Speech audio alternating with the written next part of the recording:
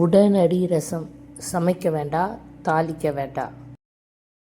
ஒரு தக்காளி நறுக்கியது, 1 table spoon ரசப்பொடி, தேவையான அளவு சுடு தண்ணி, நல்லா கொதிக்க கொதிக்க சுடு தண்ணி. இந்த ரசப்பொடியில் சேர்த்துருக்கிற பொருட்கள் புளி, காஞ்ச மிளகாய், மஞ்சத்தூள், சீரகம், மிளகு, பூண்டு, உப்பு.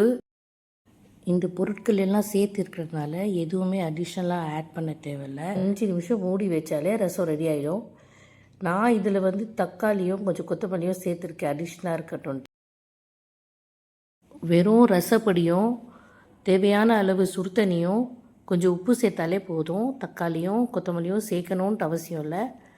வேலைக்கு போகிறவங்க, ட்ராவல் பண்ணுறவங்களுக்கு இது ரொம்ப உபயோகமாக இருக்கும். இந்த ரசப்பொடி தேவைன்னு நினைக்கிறவங்க கமெண்ட் பண்ணுங்கள். மிக்க நன்றிகள்.